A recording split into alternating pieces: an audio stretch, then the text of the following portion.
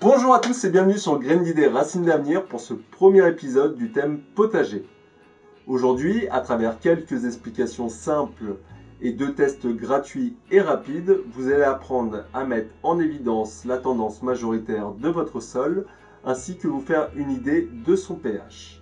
Ces données sont importantes à tous ceux qui veulent bien démarrer un potager. Je laisse place à la vidéo. J'ai recréé artificiellement les 4 grandes tendances de sol pour illustrer les explications. Décortiquons-les. Commençons par les sols calcaires. La terre est collante et légère avec des cailloux de type craie. Ils ont pour avantage d'être perméables à l'eau et comme inconvénient, ils peuvent bloquer l'assimilation de certains nutriments nécessaires aux plantes. Vous y verrez le plus souvent des plantes type bleuet, trèfle blanc, coquelicot. Les sols argileux sont modelables et lourds, un peu comme de la pâte à modeler.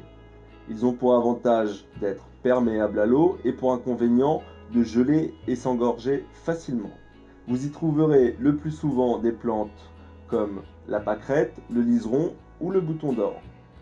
Les sols limoneux sont poudreux et doux comme du terreau.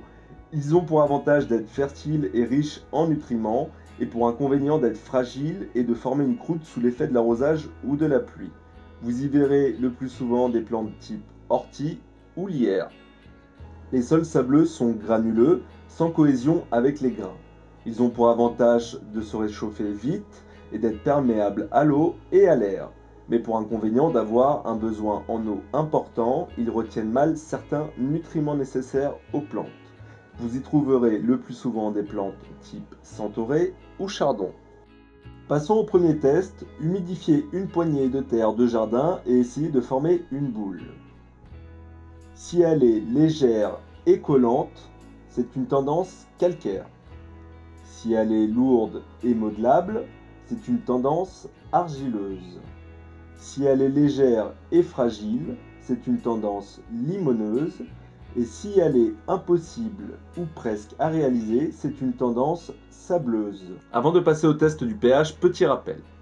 Le pH d'un sol est le résultat de sa composition. Il a une influence directe sur la fertilité et la croissance des plantes. En général, il est compris entre 4, qui est la valeur la plus acide, à 9, qui est la valeur la plus basique. 7 représente la valeur neutre du pH, la plus propice à la croissance de tout type de plantes.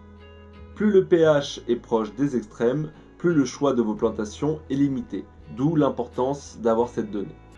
Pour réaliser le test du pH, commencez par prélever l'équivalent d'un bol de terre. Il vous faudra aussi 2 pots, un nommé B pour bicarbonate et un V pour vinaigre blanc, mais aussi 2 cuillères, un peu d'eau, du vinaigre blanc et du bicarbonate. Commencez par remplir avec assez de terre pour recouvrir le fond de chaque pot, puis dans le pot B, ajoutez de l'eau et mélangez pour obtenir une sorte de boue.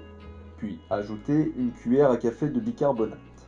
Dans le pot V, versez du vinaigre blanc, assez pour humidifier l'ensemble du contenu. En attendant une réaction, mélangez le contenu du pot B. Il ne vous reste plus qu'à bien observer ce qui se passe. Si le pot B a réagi, celui du bicarbonate, cela révèle une acidité présente dans le sol. Plus la réaction a été importante, plus vous vous approchez du 4. Si c'est le pot V contenant le vinaigre qui a réagi, cela révèle un sol basique. Plus la réaction a été forte, plus votre sol est proche du 9. Si aucun des 2 pots n'a réagi, cela révèle un sol neutre. Vous savez maintenant un petit peu plus sur votre sol. La prochaine vidéo sera consacrée à la sélection des semis, des plants ou plus simplement comment adapter, si vous voulez, votre potager ou votre jardin par rapport à votre sol ou son pH. Voilà, je vous remercie, partagez la vidéo et je vous dis à bientôt sur Graines d'idées Racines d'avenir. Ciao!